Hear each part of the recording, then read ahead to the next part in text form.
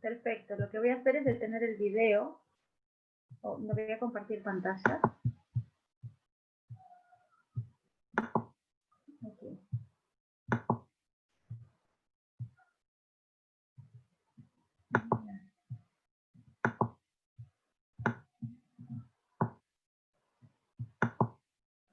Un momentito.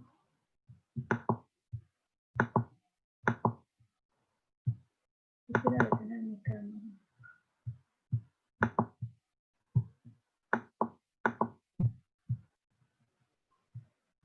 A ver, voy a detener mi video. Bueno. Miriam, ¿Sí? en la parte en la que dice 100%, podés aumentarlo a 150 o 125. 125. Ok. Bueno, el lunes pasado estaban estudiando el capítulo 6 con Carolina y me encantó la última parte. Vamos a retomar desde la última parte. No sé si recuerdan, pero bueno, el capítulo 6 se llamaba Maravillas obradas por la fe. En inglés se llama Fe y aceptación. Y este párrafo es del capítulo 6. Y me encanta lo que está resaltado en amarillo, porque estaba hablando de las promesas bíblicas, ¿no? Y estaba justo hablando anteriormente del hijo pródigo, cuando el hijo vuelve a la casa del padre. Y dice, ¿podéis creer que cuando el pobre pecador desea volver y abandonar sus pecados, el Señor le impide con severidad que venga arrepentido a sus pies? Desechad tales pensamientos. Nada puede perjudicar más a vuestra propia alma que tener tal concepto de vuestro Padre Celestial. Y me llamó la atención esto porque todo depende, o mucho depende, de cuál es el concepto que tenemos de Dios y cómo lo vemos, ¿no? Y tenemos que cambiar esa idea que podemos haber tenido, o ese prejuicio de que Dios es severo, que Dios nos castiga. Y me encantó esto porque me da mucha paz. Y a veces nosotros creemos que Dios es como somos nosotros. Somos muy severos. En mi caso soy muy severa conmigo misma y pienso que Dios no me puede aceptar porque me cuesta aceptarme a mí misma. Entonces esto me resultó muy alentador, que tenemos que pensar en que Dios nos espera y nos acepta cuando vamos arrepentidos a sus pies. Él nos ama y dio todo por nosotros. Entonces, bueno, ahí está comparando después de que si una madre se olvida de su niño, Él nunca se olvida, aunque las tales se olviden. Dice, yo no me olvidaré de ti.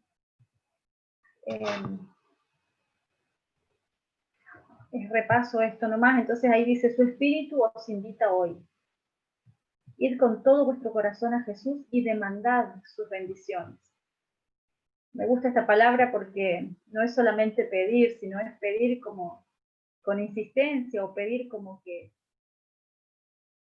sabiendo, con certeza, que Él nos va a bendecir. Así que aquí lo que tengo en violeta dice, acercaos a Él, expresándole vuestra confesión y arrepentimiento, y Él se acercará a vosotros con misericordia y perdón. Realmente hermosas promesas y qué lindo saber o recordar que nuestro Padre nos ama así. ¿Alguien tiene algún comentario o quiere recapitular algo de la semana pasada, de ese capítulo, o de esto que estaba diciendo? ¿Alguien quiere sumar? Esto no es una disertación, vamos a leer y compartir. Así que los invito a participar.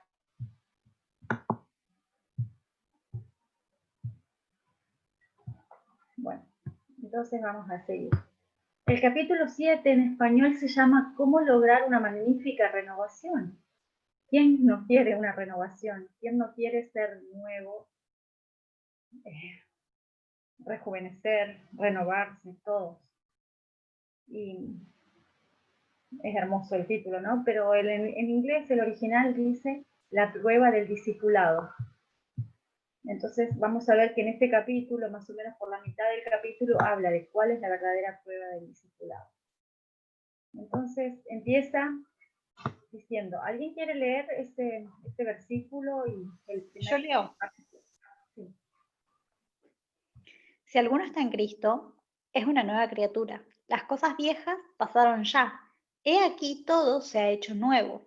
2 Corintios 5:17. Es posible que una persona no sepa indicar el momento y lugar exactos de su conversión, o que no pueda tal vez señalar el encadenamiento de circunstancias que la llevaron a ese momento. Pero esto no prueba que no se haya convertido. Cristo dijo a Nicodemo, el viento de donde quiere sopla y oyes su sonido, mas no sabes de dónde viene ni a dónde va. Así es todo aquel que es nacido del Espíritu. Juan 3:8. Perfecto. Bueno, este primer versículo está introduciendo lo que habla el título, ¿no? De renovarse, de que todo es nuevo en Jesús y que Él quiere darnos un nuevo corazón y que podemos ser nuevas criaturas. Y en este párrafo está comparando, está hablando de lo que Jesús le dijo a Nicodemo y está comparando que a veces no sabemos cuándo el Espíritu Santo nos tocó por primera vez, cuándo nos convertimos, y lo compara con el viento. Compara lo natural con lo espiritual. ¿Podemos seguir con ese párrafo? Agustina, ¿quisieras leer de nuevo? Sí. Como el viento es invisible y sin embargo se ven y se sienten claramente sus efectos, así también obra el Espíritu de Dios en el corazón humano. El poder regenerador que ningún ojo humano puede ver engendra una vida nueva en el alma, crea un nuevo ser conforme a la imagen de Dios. Aunque la obra del Espíritu Santo es silenciosa e imperceptible, sus efectos son manifiestos. Cuando el corazón ha sido renovado por el Espíritu de Dios, el hecho se revela en la vida. Bueno, ¿alguien quisiera comentar algo? Yo puse los colores ahí que más o menos muestran un poco la estructura, pero me gustaría escucharlo. ¿Puedo? Sí, hola César. Gracias. Hola. Sí, Bueno, escuchamos. a mí, bueno, ya solamente con el primer párrafo, ya esto me da a entender de que todo el capítulo se trata desde la experiencia de conversión de una persona. Los capítulos anteriores, entonces, supongo que habrán abordado las primeras tres etapas, que son confesión, arrepentimiento y, bueno, el perdón. Eh, este, Wow, me llama la atención porque aquí básicamente en este párrafo lo que está diciendo es de que, y en el anterior, es que a pesar de que tú no hayas visto ni hayas experimentado, digamos, el momento, o no sepas cuándo fue realmente que inició tu conversión, cuándo fue que Dios comenzó a llamarte con, digamos, esas cuerdas de amor que dice Oseas, aún así, aunque tú no hayas sabido ese momento a ciencia cierta, en la conversión se tiene que manifestar en tu vida, ¿sí? Esos, digamos, esos frutos del Espíritu. Tú no puedes haber sido llamado por Dios y luego decir que estás convertido si tú no reflejas ese fruto, ¿no? De haber sido convertido. Sí, específicamente todo este capítulo va a hablar ahora de la renovación y de los frutos, de cómo se siente vivir en Cristo, ¿no? Sí, Entonces, sí, Caro. también me llamó la atención de que en ese párrafo se ve que existen cosas que pasan, que son invisibles, que es la obra del Espíritu, y después eso te lleva a cosas que son visibles. En el caso que son, bueno, las obras que se manifiestan desde que empezó esa nueva vida, esa conversión. Y el hecho de que, como dijo el párrafo anterior, las circunstancias que llevaron a ese punto de conversión sean invisibles, sean obra del Espíritu Santo, eso hace con que nosotros, bueno, no tengamos tanta seguridad de qué es lo que está pasando, ¿no? Porque es justamente espiritual, nosotros no podemos comprender, no podemos explicar las cosas espirituales, no podemos ver. Ajá. Y también esto me da pie, Carolina, porque generalmente uno cuanto más se asemeja a Jesús, más impuro se ve. Entonces, el trabajo de Dios es invisible, se ven los efectos, pero por ahí nosotros mismos no los vemos. No sé si hay algún comentario, pero Elena lo menciona, ¿no? Cuanto más nos acercamos a Jesús, más vemos nuestra debilidad. Bueno, pero entonces, así está comparando el viento con el Espíritu, con la obra del Espíritu de Dios y con ese poder regenerador, lo que puse en verde. Está comparando esta obra. Así como el viento es invisible y sin embargo se ven sus efectos. El Bueno, Espíritu de Dios, sí. perdón, no termina, por favor, y después me das Sí, la oportunidad. sí, por favor. ¿Ya? Ah, bueno, mira. Me llama la atención que hiciste énfasis en la parte del viento y no sé si lo hiciste con intención, pero eso me hizo fue recordar a Ezequiel 37 o 36, no recuerdo bien el capítulo, el Valle de los Huesos Secos, ¿no? Perfecto, sí. Fue el espíritu, bueno, fue ese viento el que le dio nueva vida a esos huesos secos para que se pudiesen convertir en un ejército. Y si también y él está hablando específicamente a la casa de Israel, lo cual vendría a ser a nivel de la organización, pues una aplicación para el 911, y también a nivel de, o sea, digamos, el cuerpo que vendría a ser este movimiento también se forma de individuos. Así que lo puedes hacer, lo puedes llevar tanto a nivel organizacional como a nivel individual. O sea, es el Espíritu de Dios que te da nueva vida, te regenera. Y si no me equivoco, ya va, una renovación de la vida espiritual. No, ahorita no recuerdo de esa cita. Una cita del Espíritu de Profecía que me venía a la mente. Sí, habla de que el Espíritu de Dios, así como el viento, es un poder regenerador que no se ve, pero engendra una nueva vida en el alma, un nuevo ser. Y sí, esa vida puede ser colectiva o individual. Yo lo estaba sugiriendo como algo colectivo. Y sigue, el siguiente párrafo está como ampliando lo mismo. ¿Alguien quiere leer? Yo leo. Sí. Empieza Aunque, bien, ¿no? Aunque la obra del Espíritu Santo es silenciosa e imperceptible, sus efectos son manifiestos.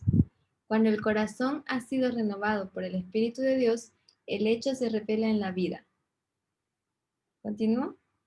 sí, continúa. Okay. Si bien no podemos hacer cosa alguna para cambiar nuestro corazón, ni para ponernos en armonía con Dios, si bien no debemos confiar para nada en nosotros mismos, ni en nuestras buenas obras, nuestra vida demostrará si la gracia de Dios mora en nosotros. Se notará un cambio en el carácter, en las costumbres y las ocupaciones. El contraste entre lo que eran antes y lo que son ahora será muy claro e inequívoco. El carácter se da a conocer no por las obras buenas o malas que de vez en cuando se ejecuten, sino por la tendencia a las palabras y de los actos habituales en la vida diaria. Perfecto. El primer párrafo, bueno, está comparando, ¿no? Ese aunque, está, perdón, contrastando la obra del Espíritu que hace un corazón renovado, que aunque es silenciosa, como lo había dicho en el párrafo anterior, los efectos se revelan. Y en este párrafo también todo lo que está en celeste lo quise poner como la causa, y todo lo que está en rosa sería el efecto, ¿no? No podemos hacer cosa alguna para cambiar nuestro corazón, no podemos ponernos en armonía, no podemos confiar en nosotros. Sin embargo, porque si bien este está contrastando, en nuestra vida se demostrará si la gracia de Dios mora en nosotros, habrá un cambio en carácter, ocupaciones y costumbres. ¿Y qué es el carácter? Dice que no es algo esporádico, no son acciones que de vez en cuando se ejecutan, sino que es una tendencia, es algo habitual. El carácter es lo que somos habitualmente. Y es lo que... Yo quiero comentar algo. Sí, Agustina. Que capaz debería haberlo comentado cuando estábamos hablando sobre el viento y el Espíritu Santo y esa figura. Muchas veces podemos, como muchas personas toman la obra del Espíritu Santo como algo místico, pero si nosotros hacemos un estudio, como varios de nosotros ya sabemos en este grupo, el Espíritu Santo, la lluvia tardía, su obra, es a través de enseñanza, de doctrina, de personas.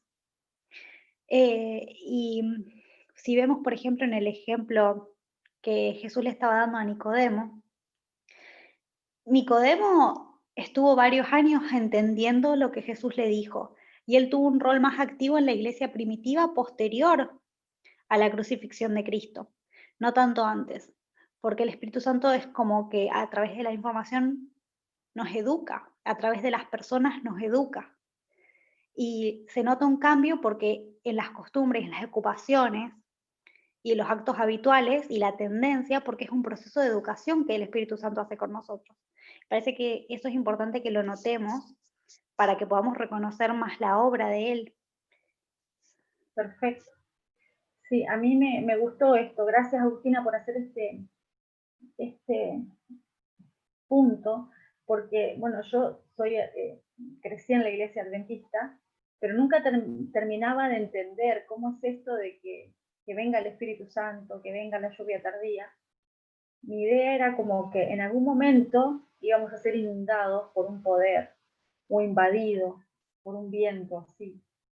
Y recién ahora he entendido de que realmente no es algo así místico, como dijo Agustina, sino que sabemos en Apocalipsis que viento es doctrina, es enseñanza. Así que Dios hace esta obra y nosotros usamos nuestro intelecto y vamos reformando y vamos cambiando palabras y actos, pero Él requiere de nuestra colaboración, no es algo que nos posee así místicamente de un momento para el otro. ¿Están de acuerdo con eso? ¿Algún otro comentario? Sí, de acuerdo. Sí, es importante eso. Yo no lo había pensado en resaltar, pero sí, correcto. ¿Podemos avanzar? ¿O hay otro comentario? Carolina, ¿vos querés leer? Sí, leo. Es cierto que puede haber una conducta externa correcta sin el poder renovador de Cristo. El amor a la influencia y el deseo de ser estimado por los demás pueden producir una vida bien ordenada. El respeto propio puede impulsarnos a evitar las apariencias del mal. Un corazón egoísta puede realizar actos de generosidad. ¿De qué medio nos valdremos entonces para saber de parte de quién estamos?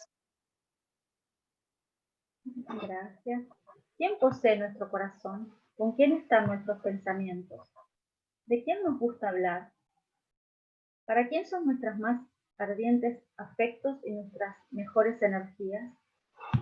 Estas preguntas que acabamos de leer, las respuestas de estas preguntas, ¿con quién están nuestros pensamientos? ¿De quién nos gusta hablar? Sería se está refiriendo a nuestras palabras y actos habituales, sobre nuestra tendencia, ¿verdad? Está reflexionando sobre qué es el carácter.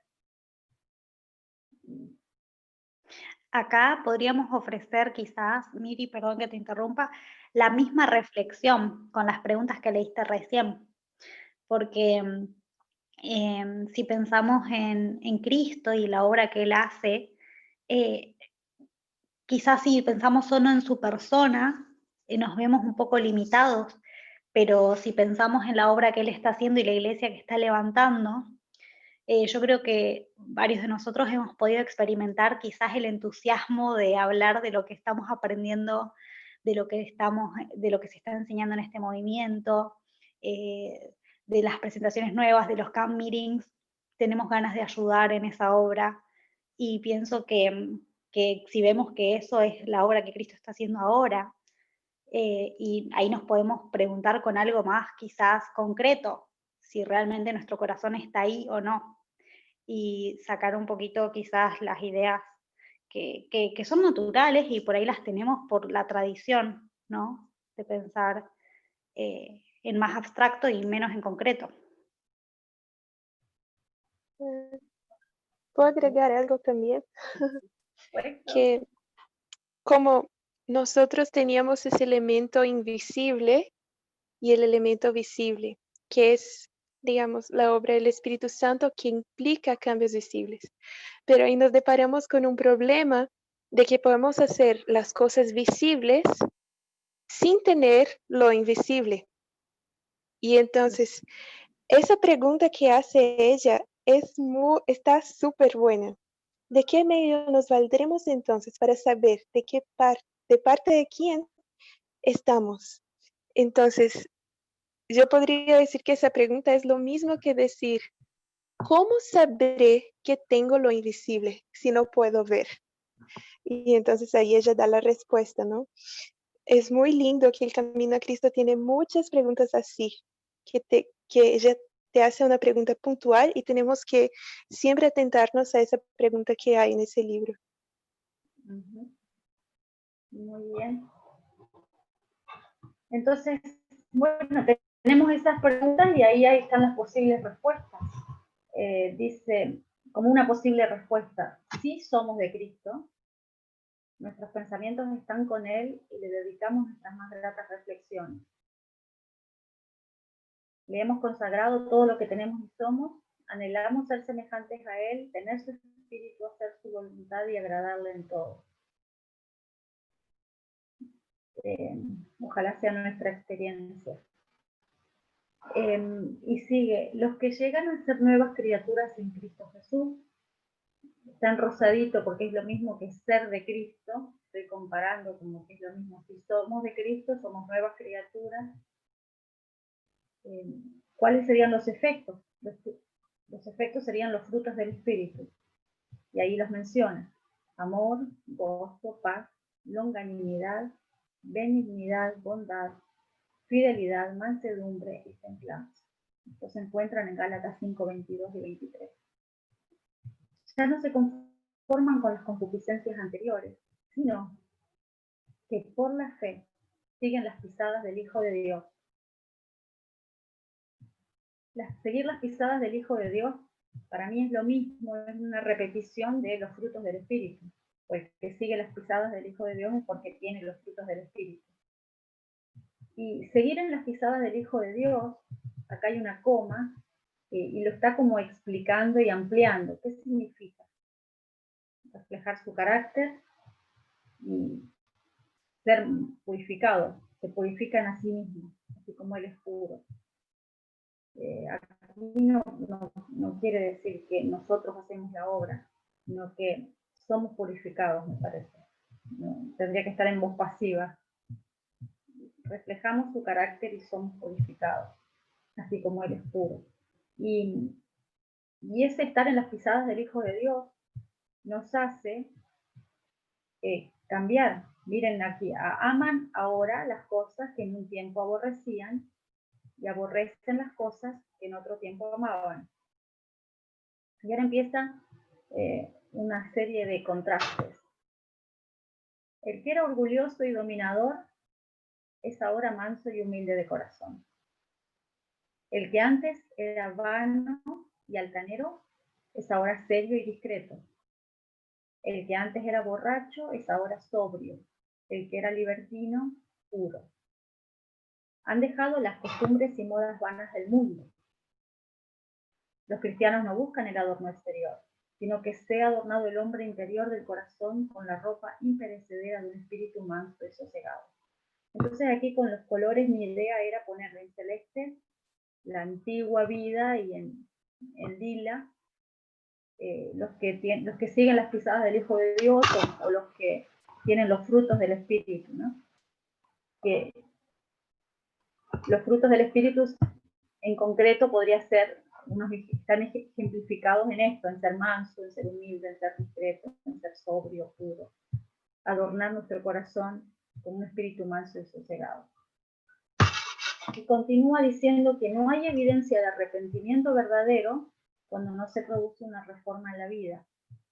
Yo agregué este simbolito acá porque como poniendo consecuencia, ¿no? El arrepentimiento verdadero produce una reforma en la vida. Y bueno, y acá sigue ampliando ahora qué es una reforma en la vida, pero no quiero ir tan rápido, no sé si alguien quiere comentar, agregar. Sí, yo quería agregar, pero de lo que estabas leyendo recién. Sí, cómo no. Si me permitís leer el párrafo de vuelta, el último que estabas leyendo. ¿No hay evidencia? No hay evidencia de arrepentimiento verdadero cuando no se produce una reforma en la vida. Si restituye la prenda, devuelve lo que haya robado, confiesa sus pecados y ama a Dios y a su prójimo, el pecador puede estar seguro de que pasó de muerte a vida. Y cuando hoy a la mañana estaba estudiando este capítulo, porque sabía que ibas a presentar, Miri, y quería estar, me llamó mucho la atención esa palabra, restituye. Como sabemos, el mensaje que Dios tiene para nuestra dispensación es la cura para el nacionalismo, el racismo, el sexismo. Y dentro de esos ámbitos y las personas que lidian con estos temas a nivel social, filosófico, práctico, político, se habla de restitución. Y la restitución tiene que ver con admitir el error y no simplemente admitirlo y cambiar, sino tomar medidas que arreglen el daño que se ha hecho en el pasado. En este ejemplo que se da acá es de devolver si robaste un ítem de ropa. En el caso del patriarcado y el racismo, la esclavitud, lo que se le ha robado a la gente es años de labor, no paga, menos privilegios sociales, educacionales, laborales, etcétera. Y en cierta medida es eso lo que han estado tratando de hacer a nivel organizacional en nuestro movimiento, la restitución, que justamente no es solamente dar igualdad, oportunidades iguales de ahora en más, sino al darnos cuenta de que las oportunidades fueron desiguales por tantos años, otorgar un beneficio a los damnificados, como indemnizar de cierta manera el daño que se ha hecho en el pasado. Y yo creo que esto es muy importante, que especialmente lo entiendan las personas que son del sexo masculino en nuestro movimiento, el significado de la restitución y no solamente decir, bueno, ya hay que cambiar de ahora en más, sino realmente el peso que tiene eso con respecto a lo que la ancianatez nos ha traído como mensaje. Amén. Perfecto, sí, restituir implica, es activo, ¿no? No es solamente perdonar, abandonar, es activo. Implica que nosotros mismos restituyamos y también creo que como grupo, como iglesia, hay que hacerlo. Creo que es una obra de justicia, ¿no? ¿Algún otro comentario? Sí, hay varios textos de Elena, yo me acuerdo de uno específicamente que hablando como de todo eso que pasó después que hubo la ley de emancipación, de que los negros eran como tan capaces como ellos mismos, los blancos, y que ellos necesitaban oportunidad. Entonces, esto entra mucho en la cuestión de la restitución que habló Agus, pero Agus dijo dos cosas, como ahí está escrito en el texto, ¿no? Primero un arrepentimiento y después de la restitución. Y el arrepentimiento es reconocer algo, ¿no? Y vemos un problema hoy día que es muy frecuente, que si vamos a mirar muchos discursos y ver el pensamiento, la ideología de mucha gente, es de que ellos simplemente rechazan el primer paso, que es admitir, y dicen que no existen esos abusos, dicen que la gente está muy emocionada, que es muy sensible y que se queja de cosas que no existen. No sé si ya les ha pasado o si ya han observado eso también. Ujú. Sí, sí, claro, sí, se ve bastante. Cada vez más se ve esos discursos. Sí, porque el arrepentimiento realmente implica un cambio de pensamiento, ¿no?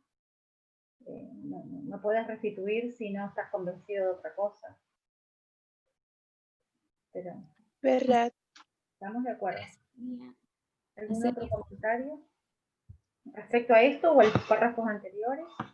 No, respecto a eso que acaban de comentar, sería exactamente hacer una reforma externa sin tener lo invisible. Hacer algo visible sin tener lo invisible. Entonces tenemos que cerciorarnos que tengamos la reforma visible, pero incluido lo invisible en nosotros. Perfecto. Sí, este capítulo va a lidiar con eso, porque más adelante habla cuál es el secreto, ¿no? No puede haber una cosa sin la otra, y no tiene nada de bueno, y es inútil intentarlo, santificarnos a nosotros mismos, digamos, o tratar de tener los efectos sin el viento, digamos. Vamos a verlo más adelante a eso. ¿Alguien quisiera leer? ¿Alguien que no haya leído, tal vez? Sí, puedo. Sí. Ok. Cuando vamos a Cristo como seres cerrados y pecaminosos y nos hacemos participantes de su gracia perdonadora, el amor brota en nuestro corazón. Toda carga resulta ligera porque el yugo de Cristo es suave. Nuestros deberes se vuelven delicias y los sacrificios un placer. El sendero que antes nos parecía cubierto de tinieblas brilla ahora con los rayos del sol de justicia. Perfecto. Muchas gracias. De nada. Entonces acá vemos otra vez la causa y el efecto. Vamos a Cristo y el efecto es el amor que brota en nuestro corazón. Qué hermoso, ¿no? Qué hermoso. Me encanta leerlo y ansío realmente que ocurra. Y tenemos que creer que ocurre y demandar que ocurra, digamos. ¿Y cuál es el resultado? Miren aquí, yo lo puse, lo he resaltado. Hay varias comparaciones. La palabra carga está comparando con yugo, con deberes, con sacrificios,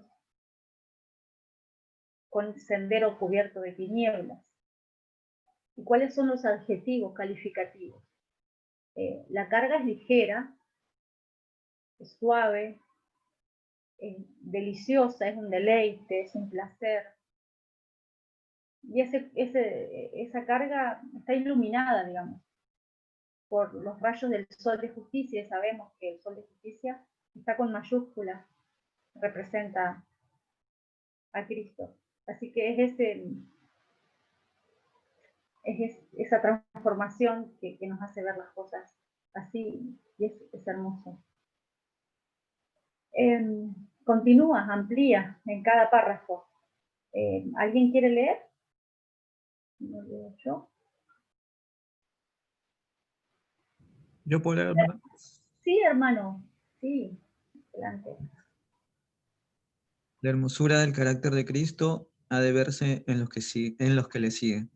Él se deleitaba en hacer la voluntad de Dios. El poder que predominaba en la vida de nuestro Salvador era el amor a Dios y el celo por su gloria. El amor embellecía y ennoblecía todas sus acciones. El amor es de Dios. El corazón inconverso no puede producirlo u originarlo. El amor se encuentra solamente en el corazón donde Cristo reina. Nosotros amamos por cuanto Él nos amó primero. Perfecto. Muchas gracias. Y acá también explica cuál era la hermosura, en qué consistía la hermosura de Cristo. Y habla de que Él se deleitaba en hacer la voluntad de Dios. Y habla del amor a Dios y el celo por su gloria. Y aquí busqué la palabra celo y dice diligencia e interés activo por una causa o persona. O sea, es hacer la voluntad de Dios activo y es tener interés activo por su causa, por su misión, por la salvación de las almas, por los hermanos, por nuestros hermanos.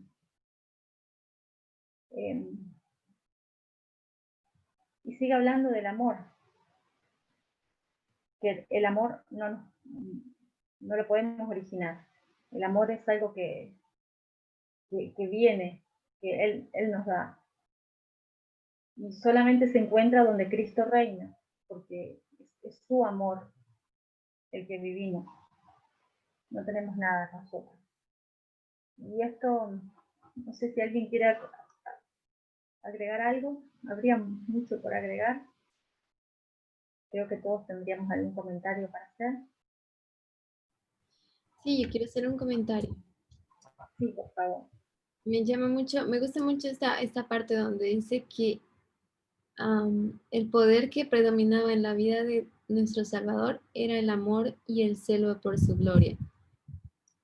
Ese amor que predominaba en la vida, que lo impulsaba a hacer todo lo bueno, a vivir toda esa experiencia terrible que el Salvador tuvo que pasar para entregarnos el don de la vida eterna, ese era lo que significaba hacer la voluntad de Dios.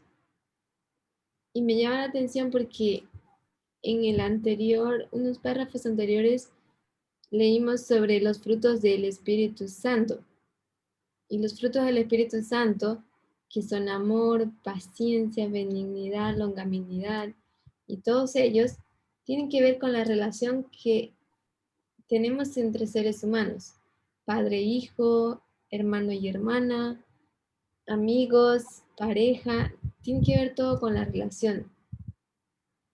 Y yo no sé si escucharon el podcast de hoy, pero el anciano Marco hizo un resumen, o la hermana Carolina hizo el resumen, el hermano Marco lo grabó, donde habla de que nosotros podemos ver a Cristo en cada símbolo. Podemos ver a Cristo en una madre, como también podemos verlo en un padre. Podemos verlo en un hermano, como en un amigo. Y en todos ellos, en todos esos símbolos, se puede ver el amor de Dios en el corazón. Nosotros amamos a nuestro semejante, a nuestro prójimo, porque conocimos primero el amor o recibimos el amor que Cristo nos ha dado. Y es un amor que muchas veces no tenemos cómo expresarlo. Vimos el amor de una madre por un niño que le faltó palabras para expresar ese amor que ella sentía por su hijo. Pero también existe ese amor en Cristo que reina en nuestro corazón y que ese amor es el que es implantado en el momento que nosotros somos convertidos o sometemos nuestra voluntad a Dios.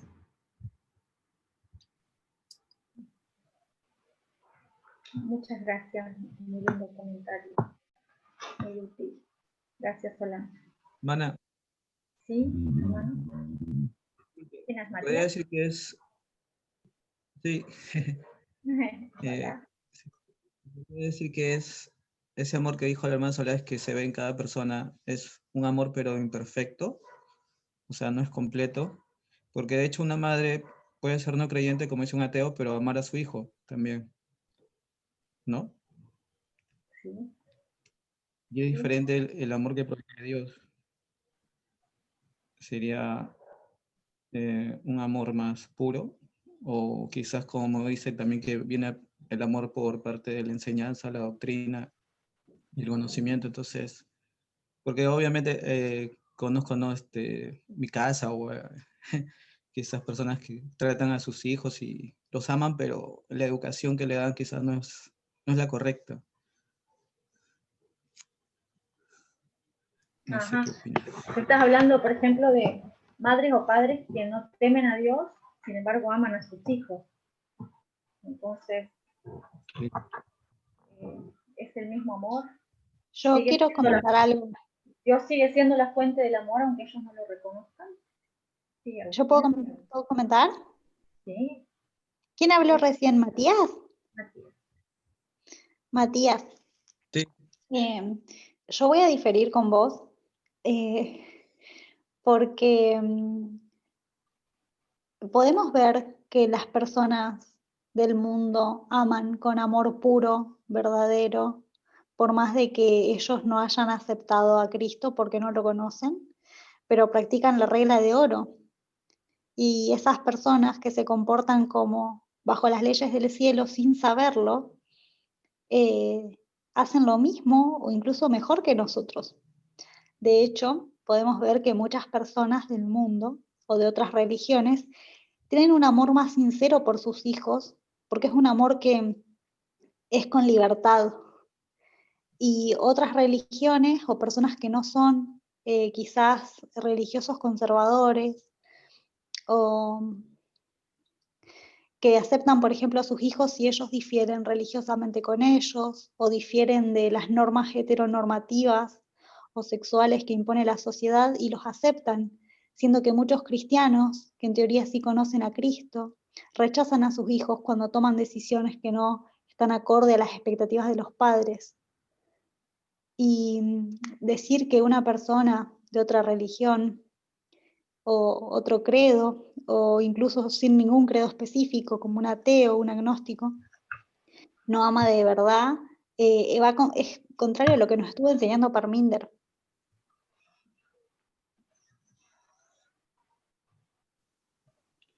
Ah, no, yo lo hice como consulta, no lo hice como afirmación, porque acá sí concuerdo con todo lo que he dicho, sí, pero cuando dice el corazón inconverso no puede producirlo, originarlo, más ampliarlo a esa parte, ¿cómo sería entre comillas? Entonces, El amor tiene una sola fuente, es Dios. No hay amor en otro lado fuera de Dios.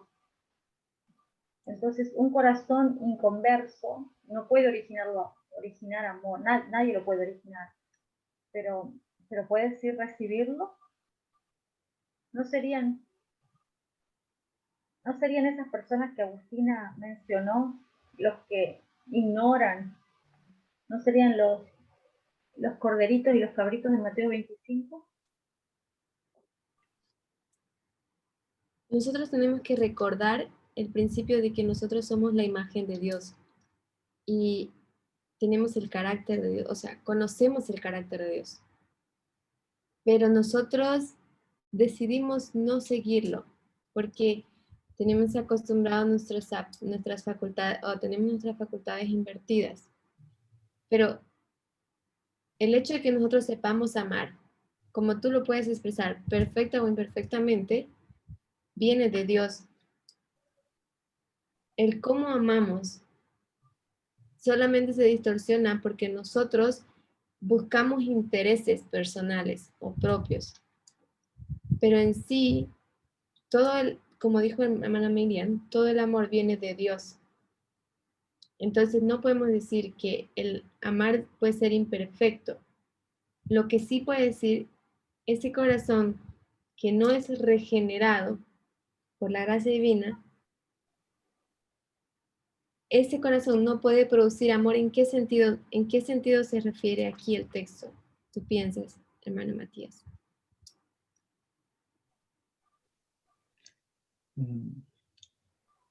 Justo eso es lo que yo di como ejemplo, ¿no? Una madre ama a su hijo, pero en la práctica, de hecho, a veces falla, ¿no? Comete errores también.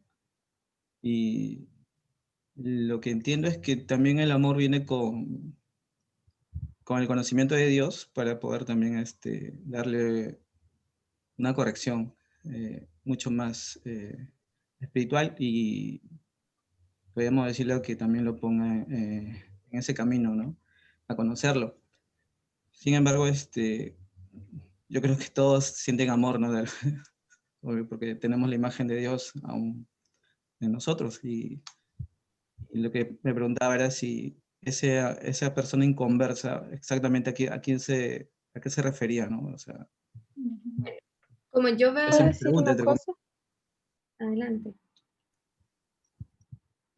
Carolina. Gracias, Roland. Tenemos que aprender a mirar las cosas espiritualmente. ¿Y qué significa eso? Por ejemplo, esa semana una amiga me mostró un meme que estaba así, como había un multiple choice. Bueno, podías elegir sí o no. Y la pregunta era, ¿eres indeciso? Y entonces había un montón como la persona tachó muchas veces el sí y el no, y entonces hizo un círculo y al final puso no. Entonces, ¿qué significa eso? Que aunque la persona haya dicho que no era indecisa, sus acciones y lo que veíamos ahí mostraba que ella sí era una persona indecisa. ¿Me explico? Claro. Si no entienden, pueden decir. Pero a lo que voy es, si la Biblia dice que el que no ama no conoce a Dios, porque Dios es amor, entonces yo puedo decir que el que ama sí conoce a Dios, porque Dios es amor. Entonces, lo que tenemos que definir y entender es qué es conocer a Dios, porque la persona que ama está teniendo ese exterior que nosotros venimos discutiendo, el visible, pero no tiene conciencia de lo invisible porque no tuvo una enseñanza o todavía no comprendió realmente sobre la parte espiritual. Entonces yo creo así, no sé si quedó claro. A mí me gustaría agregar algo. Cuando estamos hablando de personas inconversas, no nos estamos refiriendo a los netineos, según yo lo entiendo. Cuando hacemos el llamado a las personas para que salgan de Babilonia, el llamado que Dios les hace es salir de ellas, pueblo mío. El Evangelio eterno ya los separó del mundo. Son personas que están convertidas a pesar de que no entiendan algunas cosas aún. Creo que la marca de un corazón convertido es que es un corazón enseñable, que está dispuesto a aprender más. En el caso, cuando decimos un corazón regenerado o no regenerado, no necesariamente estamos hablando de personas que son cristianas profesas o cristianas o personas que no profesan el cristianismo, porque si Dios dice que son pueblo de Él, son pueblo de Él y el Evangelio eterno los separó, puso esa enemistad con el pecado en su corazón. Y creo que eso ayuda mucho a responder la pregunta que quizás tenía Mati. No sé si Mati te sirve este pensamiento. A mí me gustaría agregar Sí. un pensamiento más sobre eso. Una vez yo vi una película sobre el concepto del amor y era una psicóloga y la psicóloga trata con personas que no saben lidiar con ese tema, o sea, no podían entablar relaciones. Y me gustó un concepto que ella puso, ella dice, el amor es como una planta, la tienes que alimentar, la tienes que regar, la tienes que cuidar, la tienes que podar. Entonces, en esta relación, me gusta esa comparación porque el corazón es imperfecto, el corazón que no es convertido, como dijo Valentina, no está hablando de una persona, de netineos o de gente que está dentro de Babilonia, que está en Babilonia, sino más bien en cada etapa es perfecto, pero aún necesita crecer y desarrollarse como una planta, así como nosotros tenemos el modelo agricultural. En la primera parte es pequeña, solo tiene una hoja, pero es perfecta, pero no está completa. Necesita completarse. Se va a completar a través del mensaje, a través de la enseñanza, a través de la instrucción y a través de observar más a Cristo. A medida que crecemos, aprendemos más a desarrollar el concepto de lo que es el amor. Espero eso les ayude. Muy Amén, bien, amén. Gracias. muy bien. Entonces, sin embargo, aquí dice, el amor se encuentra solamente en el corazón donde Cristo reina. Nosotros amamos por cuanto Él nos amó primero. Es una respuesta, es una consecuencia a su amor.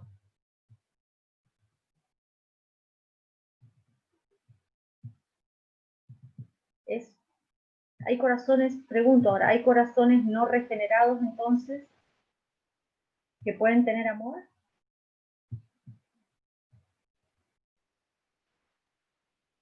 Es lo que decía Solange, cada etapa. A ver, ¿quién tiene algo para comentar o agregar? Yo diría que no. La diferencia entre si sí o si no es por ahí algunas cosas sobre cómo entendemos nosotros el progreso del ser humano, como decía Solange también. El corazón si está regenerado, pero obviamente que se va a ir perfeccionando. Quizás, como decía, usando el ejemplo que usó Mati, una madre que quizás no profesa el cristianismo, pero sí, el Espíritu Santo trabaja en su corazón y ella ama a sus hijos, pero quizás no tiene la oportunidad de darles la mejor educación por falta de educación ella misma o falta de acceso o etcétera, falta de recursos.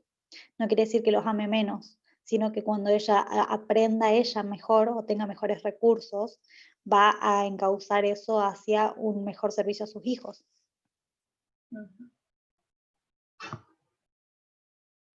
Amén. ¿Sí? ¿Quién quiere hablar? Amén. Ok. Bueno, seguimos con ese párrafo. ¿Alguien que quiera leer?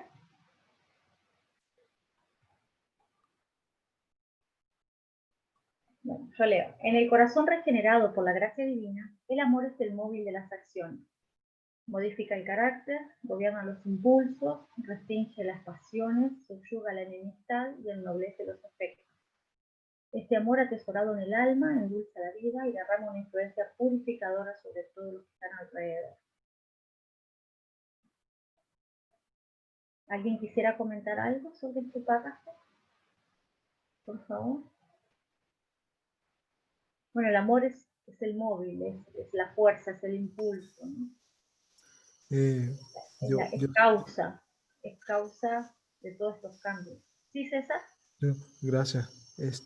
Yo lo único que quería comentar y es que me causa curiosidad porque en las últimas presentaciones de Lanzado Palmiller durante el campal de los Estados Unidos, él tomó una cita de un libro de C.S. Lewis y básicamente lo que él dijo lo que él hizo fue refutar esa idea de que hay algunas personas que consideran de que primero tú tienes que ir a Dios para aprender cómo amar a tu prójimo, y también una de las cosas que me llamó la atención que dijo fue que, citando a ese autor, de que hay personas que creen de que el amor tiene que surgir en ti cuando, si tú haces buenas acciones por la otra persona, tú vas a llegar a de hecho, amarlas finalmente.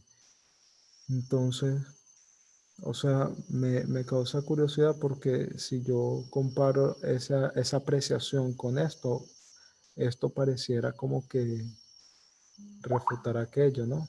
Como que de mi corazón tiene que surgir amor para yo poder amar a mi prójimo. Entonces, fue solamente así como, no sé, cómo uno llega a conciliar eso o qué es lo que querrá decir amor aquí en este párrafo. ¿Qué significa? Yo entiendo, humildemente, restringidamente, entiendo que Dios es la fuente del amor y nosotros solamente somos canales. Y solamente podemos amar si Dios nos da amor. Y no surge de nosotros. Nosotros tenemos que ser canal limpio, sin obstrucciones, y recibimos y damos, como una manguera, digamos, que no es que ni siquiera se propone amar, ama. Es un móvil, es algo que no podés evitar. Tu carácter, tus impulsos, tus pasiones, tus afectos, todo va a estar regado por eso, que viene de Dios. Y incluso, y volviendo al párrafo anterior, creo que hay mucha gente que no es consciente de esto, porque no, por ahí no conoce, no ha leído, no ha orado formalmente y no sabe mucho de Dios, pero está recibiendo amor de Dios. Creo, y todavía su corazón no está en la plenitud, es una plantita tierna, pero si ama es porque Dios le da el amor para dar.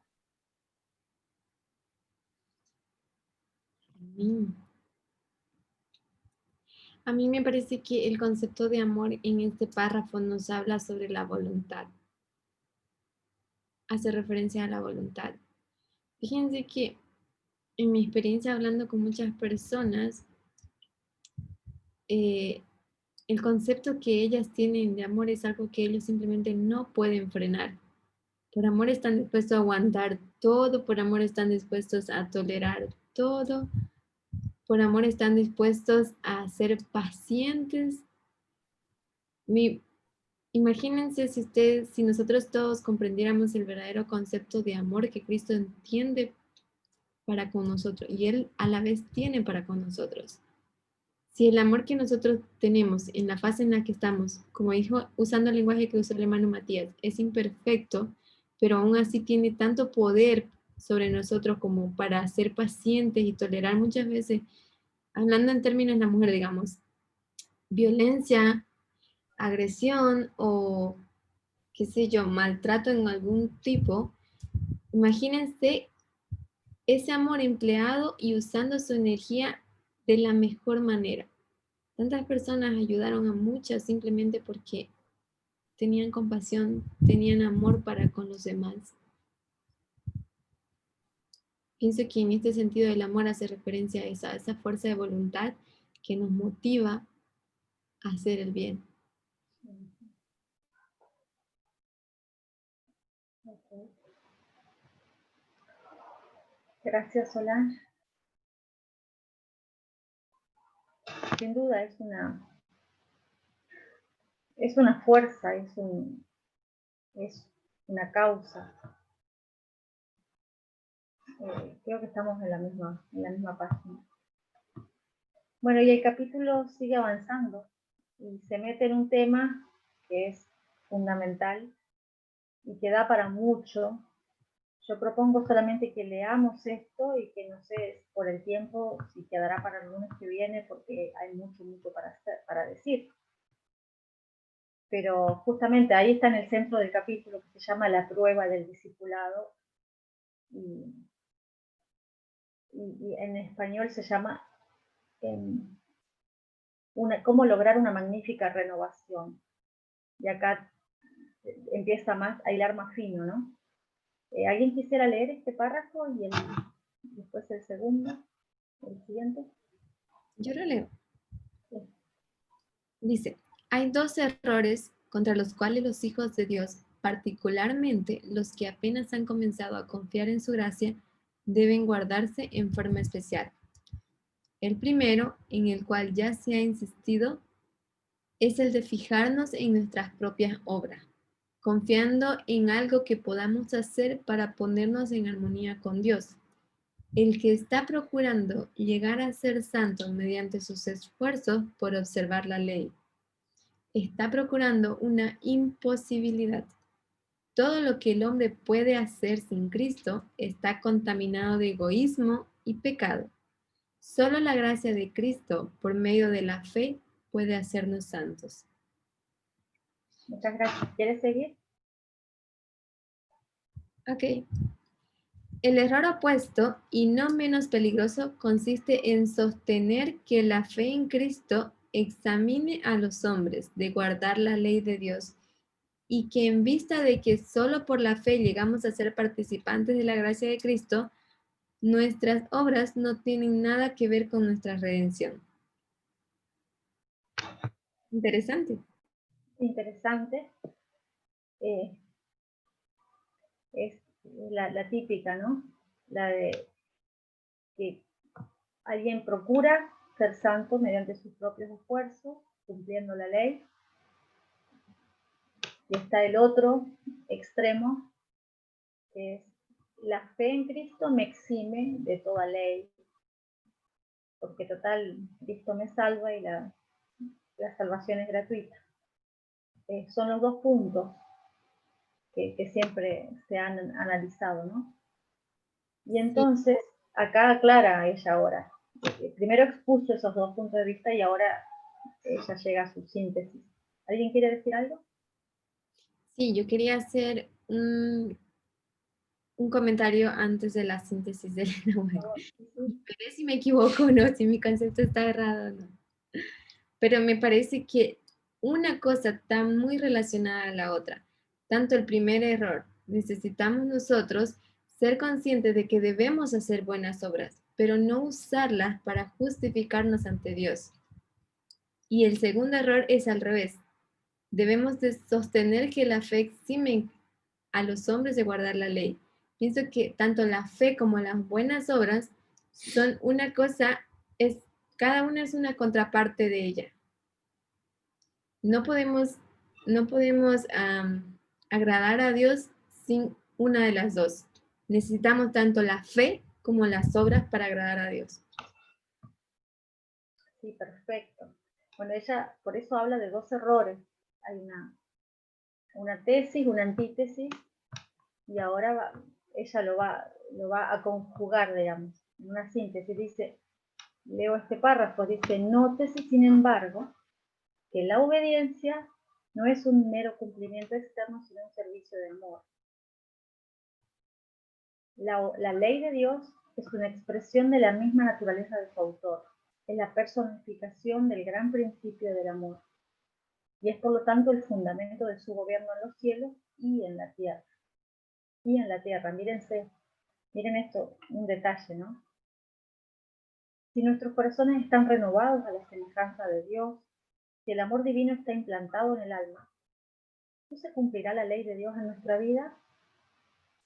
Cuando el principio del amor es implantado en el corazón, cuando el hombre es renovado a la imagen del que lo creó, se cumple en él la promesa del nuevo pacto.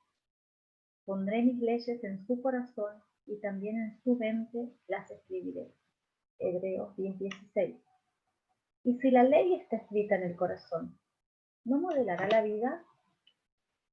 La obediencia, es decir, el servicio y la lealtad que se rinden por amor, es la verdadera prueba del discipulado.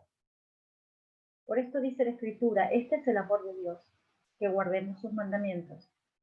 El que dice yo lo conozco y no guarda sus mandamientos, es mentiroso y no hay verdad en él. Este párrafo tiene muchísimo para sacar. ¡Qué lindo! Me hizo recordar un ejemplo, el modelo del matrimonio.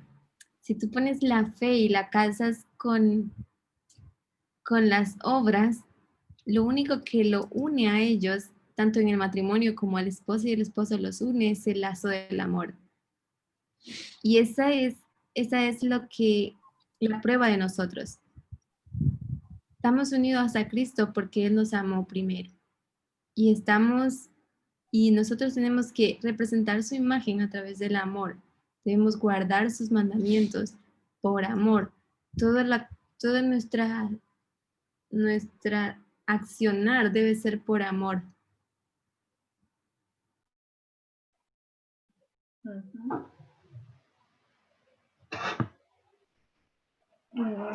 Aquí puse, el principio del amor, si es implantado en el corazón, es lo mismo que decir que si la ley, o sea, la ley de Dios, está hablando de que la ley de Dios es su carácter, ¿verdad? Es su personificación, es su expresión. Y Él, si su amor está en nuestra vida, quiere decir que su ley también está en nuestra vida. Por transitividad, digamos. La ley está escrita en el corazón. Entonces, no modelará la ley nuestra vida, no tendríamos que obedecer la ley, pero ya es una consecuencia, ¿verdad?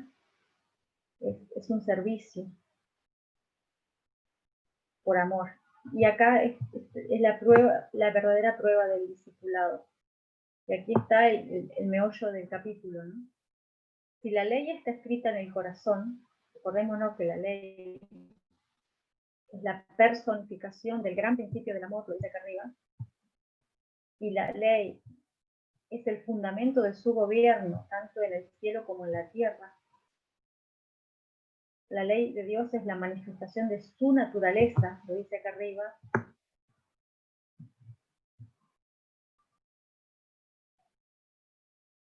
La ley es la manifestación de su naturaleza, de su carácter, pero su naturaleza también es amor.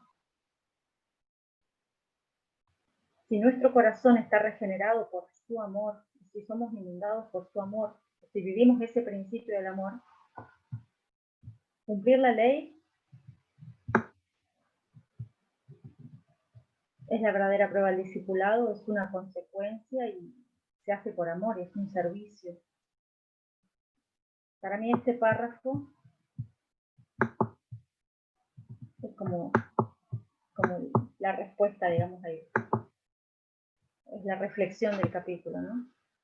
Por esto dice la Escritura, este es el amor de Dios, que guardemos sus mandamientos. Y el que dice yo le conozco y no guarda sus mandamientos es mentiroso. Primera de Juan 5:3, aquí lo tengo abierto, es un poquito más largo de lo que dice ahí. Dice, pues este es el amor de Dios, que guardemos sus mandamientos, y sus mandamientos no son gravosos.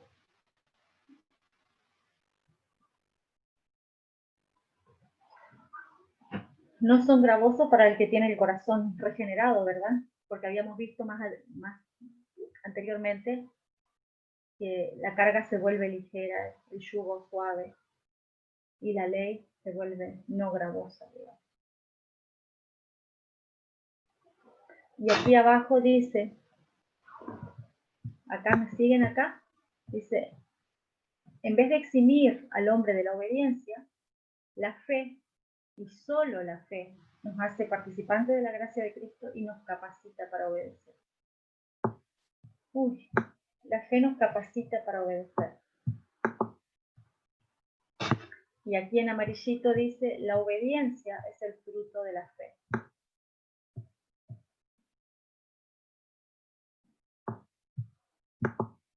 ¿Algún comentario o ya los aburrí a todos? Ya es hora de cerrar. No, Esto hay que seguirlo el lunes que viene, está muy jugoso y habla de la verdadera prueba del discipulado. La obediencia es el fruto de la fe. ¿Qué les parece? ¿Algún comentario? ¿Alguna pregunta? muy lindo, Miriam.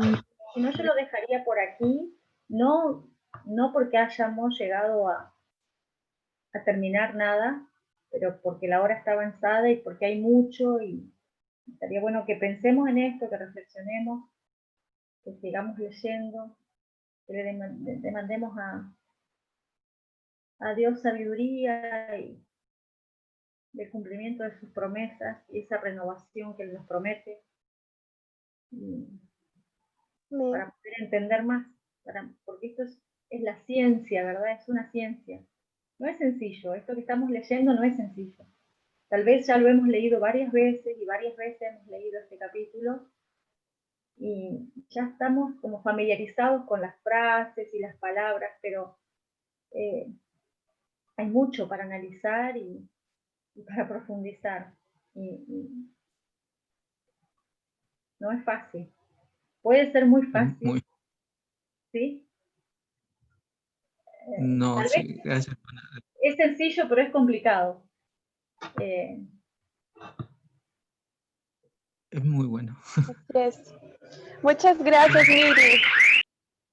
Bueno, gracias a ustedes, gracias por estar, que Dios los bendiga, que tengan una linda semana y vamos a terminar con una oración.